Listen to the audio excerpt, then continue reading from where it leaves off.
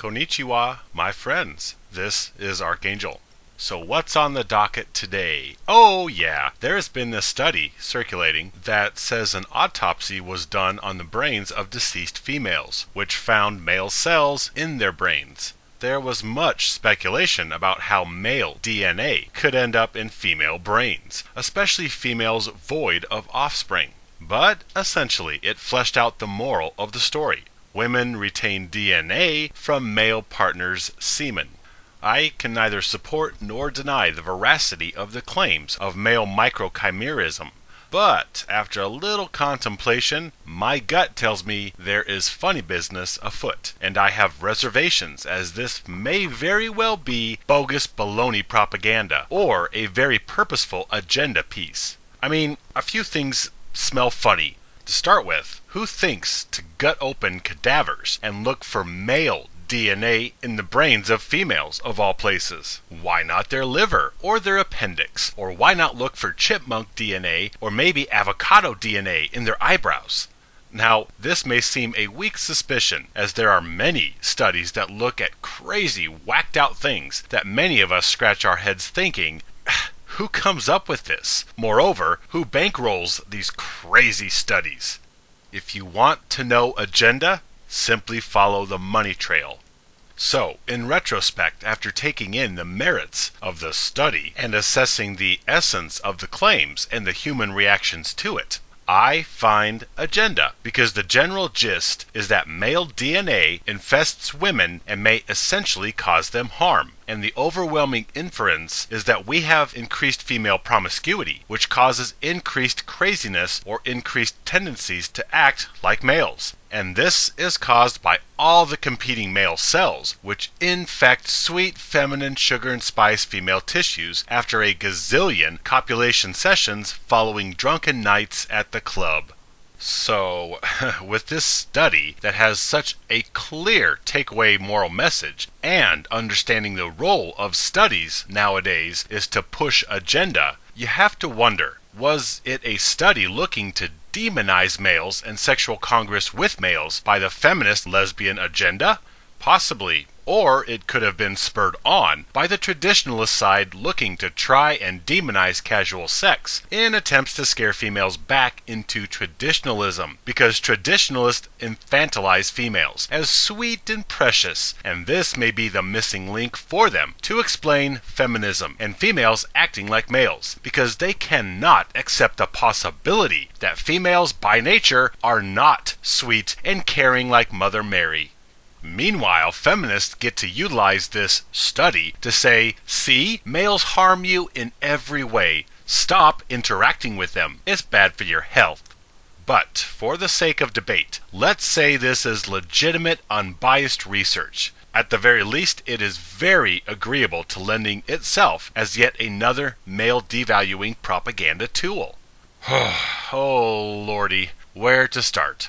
First off, you can't help but see traditionalist conservatives jumping all over this in their zeal to promote some form of Christian conservatism and their get the hell back in the kitchen type of traditionalism. Well, sorry tradcons, you are wasting your time. Females are not going back into the kitchen, and even if they pretend like they have taken the red pill and will be submissive to you as you revive good old-fashioned family values and sing songs with the family on the way home from church every Sabbath day, she is still aware of her elevation in worth, and at any time, any female can turn around and use the gynocentric system to literally strip you of everything. Period. Truth is, short of collapse, females as a collective are not going to give up their legislative entitlements, nor their societal courtesies, just so they can place their survival and standard of living in your hands for the rest of their lives.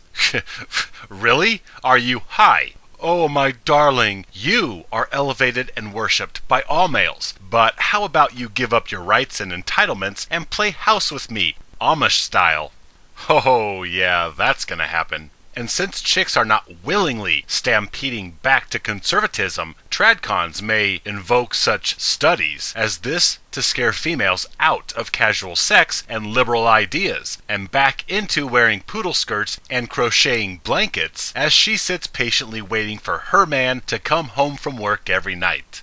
Next, tradcons are some of the most staunch purveyors of misandry, and reactions to this article from many males allude to this. Many males are using this to say, see, you nasty, sinful, hedonistic sinner women are being punished. You are using your body as a cum dumpster. You let male after male defile you, and this is counter to God, family, community, country, grandma's pecan pie, etc.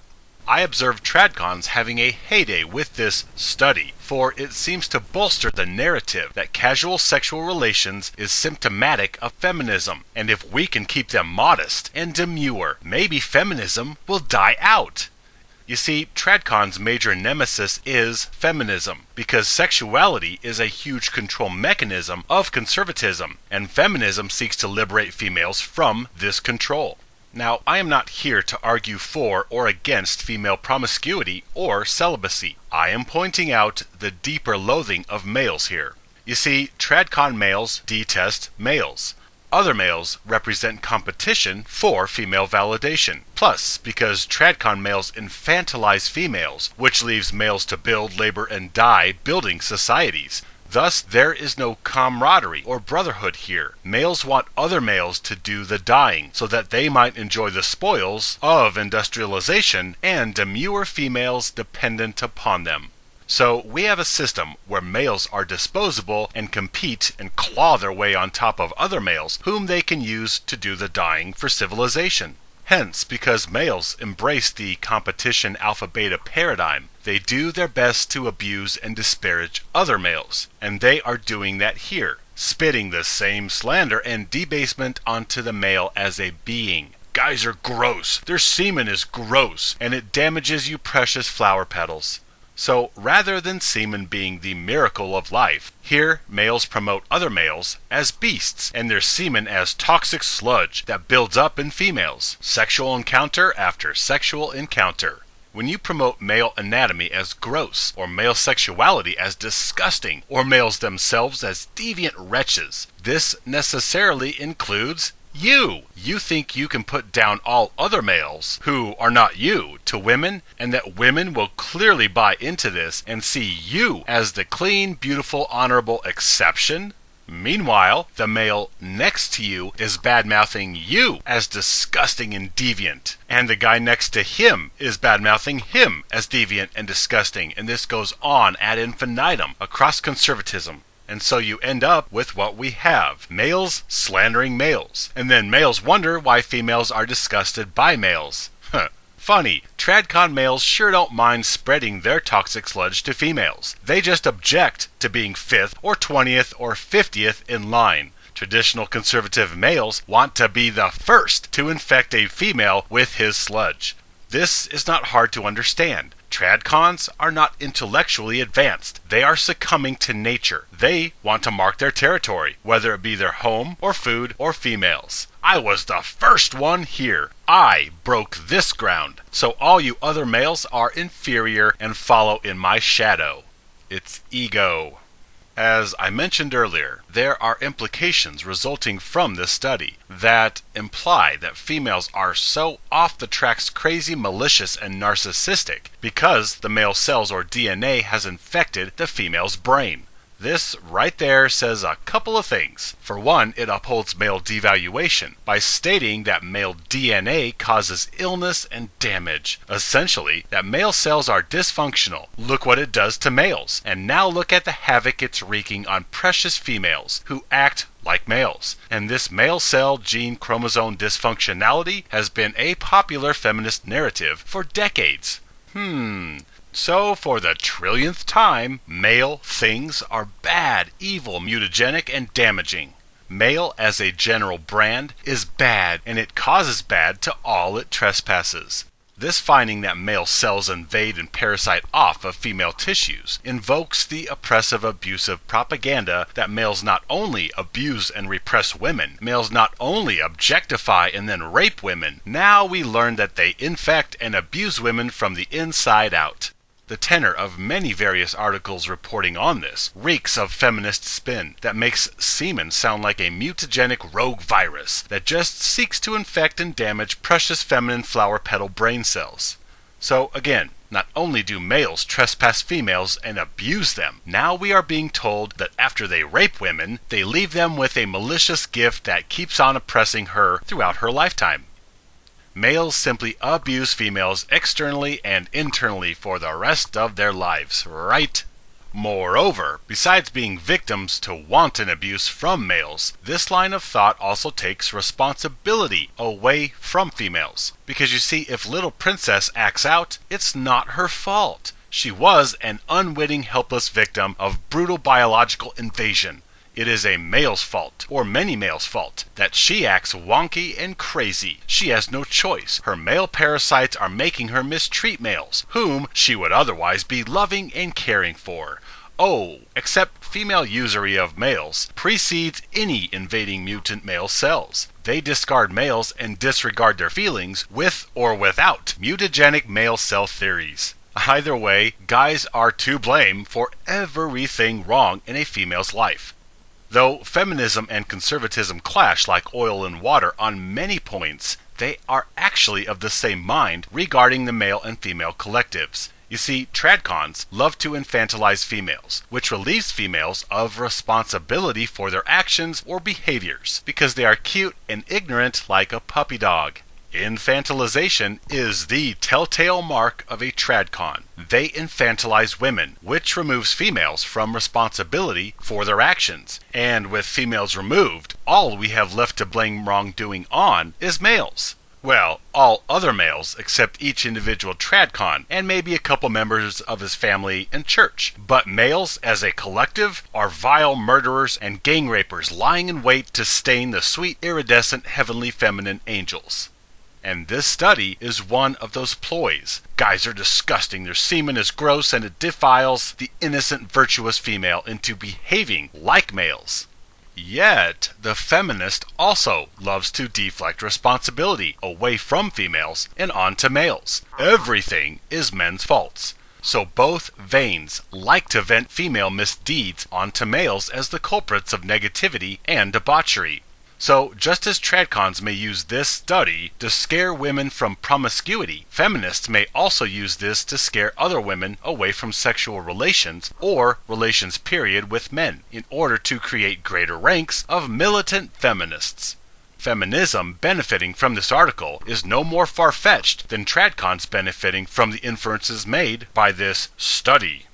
Oh, absolutely. Many women will spin this supposed male cellular invasion to further support the female victim, male victimizer narrative in attempts to further the agenda of total female supremacy and domination as we demonize males and male anything, but also to scare females away from Congress with males. See, ladies, we have been telling you that males are bad. They only cause you hurt and chaos. And here is some proof that they infect your mind. You need to eschew sex with males. And then we can all have feminist block parties, where we sit on each other's fingers and spin all night. People are too busy looking for ways to spin this study into benefiting their agenda. At the same time, people do not seem to grasp this as simply another male devaluing piece, where the same old tired epidemic meme is played out. Males are disgusting and cause damage to women. Yet males truly care for others. And if this is valid, if females retain male DNA in their brains, perhaps females would start caring for males. Maybe they would start solving problems and stop leeching off male toil and brilliance. In fact, if women started thinking more like males, this would be a better place. Maybe we would have a few female Einsteins. Now, maybe this is bogus propagandized pseudoscience, or maybe there is truth to it. Indeed, I have watched videos and read many reactions to this, which is where I glean these deeper inferences and accusations that something male, once again, abuses women. And of course, there are generous amounts of whore reactions from tradcons, which carry deeper inferences of males are vile and disgusting. Now you get what you deserve for banging so many of these vile pigs before I came along to chastise you for your promiscuity, because it annoys me that I could not be the first to break you in. I could not be the first to brand you with my mutant slime, yet even though I chastise others for promiscuity, I will go around generously spreading my seed to any chick that will open her legs. That way, other males can lump me in together with all vile males, as they also chastise females as harlots for entertaining entire football teams. Can you see the defeatist logic here? If females behaved as tradcons desire, as they proselytize and preach, there would be no sluts for these same tradcons to use for ejaculatory entertainment, before they finally take on a marriage under God. However, if male sperm infects female brains and causes them to go loco and act like males, then what is it that causes the modern male to think and act like females? I mean, come on. According to the propaganda, females create life. So, thus they are capable of creating independent autonomous cells, which then have the possibility to infect males. Yes? So, how is female DNA getting into the brains of simps and manginas and making them act like females? Perhaps males are getting an infusion of female DNA when he kneels and licks the vagina of his imperialistic feminist girlfriend every night. Or maybe he gleans female DNA from swapping spit with the better half, the boss, when he is getting his romantic sessions twice a year for being a good boy. Or maybe males infect themselves with the female chromosomes they create. Since both sexes come from males who create the life instructions for both sexes, maybe after years of masturbation, some of the parasitic demon sperm carrying female instructions penetrates a man's skin before he can grab a towel to wipe away his daily masturbation session, and then his own XX sperm go to his brain and make him behave like a simp. And if the DNA from random lovers in the past are retained by females, what about gay males? Are they also infected with the damaging mutant male DNA? Oh, wait, they're immune because they're guys already. But no, hold on. If male sperm and or DNA causes females to act like guys, then how is it that gay dudes act more like women? Shouldn't the male sperm of past lovers that has been absorbed in their colons over the years travel to males' brains and then make them act more masculine? So then, according to the inferences of this study, why do gay guys act more like women?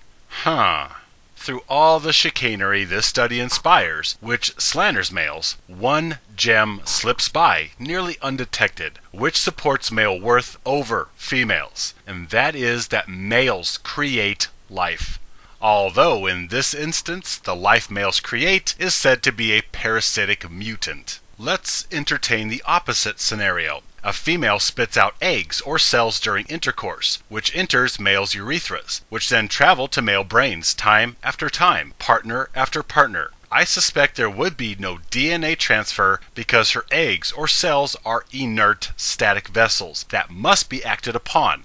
Females are merely containers, plumbed to gestate life, the life that males create. Only sperm is actual life, and the crux of this study is that males create life, which then burrows into females and distributes DNA into her. Yet, as people are busy focusing on females whoring around, or males as disgusting creatures with mutant sperm, which damages the poor innocent female host, meanwhile, people are subconsciously absorbing the same old female victim, male victimizer narrative, and people will totally blow by the underlying truism, which is males create life, not females.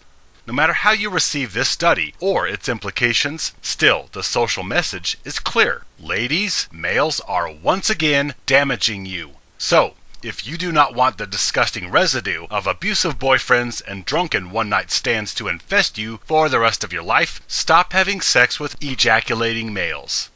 Tradcons will use this to bolster chastity, marriage, and monogamy. Feminists will take this as males are damaging women as per usual. You should stop having sex with them. Let's all be lesbians. How about those female block parties? New girls have to bring salsa and warming lotion. Oh, and there is one other little thing. As we are busy in the midst of demonizing males, just remember, we are all here because of males. We like to say how females have carried us for 9 months, and we are here because of females. Yet lost in all that appreciation is the fact that males created us, then provided for us, at the very least, by building civilizations and artificial structures that protect us from the hostilities of nature. So, if sperm is disgusting, you are disgusting, princess, because you, me, we all were once a tenacious individual sperm that fought tooth and nail to swim up a hostile acidic canal meant to kill us off. Then, after Herculean effort, we managed to penetrate a multiplication container before all other competing beings in sperm form beat us to it. Every single human was once a sperm. Ladies, you hear that? You were once a sperm. Put that in your Gucci pipe and smoke it. You, me, everyone was once a sperm in some man's testicles, where you were carried around in some dude's pants. Ladies, you are not separate from males. You came from them. Yet, chicks turn around and pretend males are separate mutant creatures that are completely separate and unrelated to the special sweet sugar and spice glitter that females are forged from. That is my most important message. If males are disgusting, so are you. You were once a sperm in a man's testicles. You come from males, the very creatures you despise as vile, stupid, and malevolent. Let that sit for a while. Furthermore, from all these gross male parasitic cells has everything been discovered, built, and innovated in this damn world, including the communications network that now allows males to demonize male DNA as sludge that infects and interferes with the precious divine female. Still, for argument's sake, let's say there is legitimacy to the implications this study raises. Well, okay, maybe females, acting like males, will actually start contributing to society the way males have to contribute to and build everything in this dimension. Maybe females will start earning their keep. Regardless of the direction intended, it really has no bearing on me whether females are abstinent or promiscuous, because I am abstinent from female interaction. I am merely issuing a few nagging gut reactions to this. Yet, I say, how can females be infected by males when they come from males? Yeah, my friends, stand with me, live free.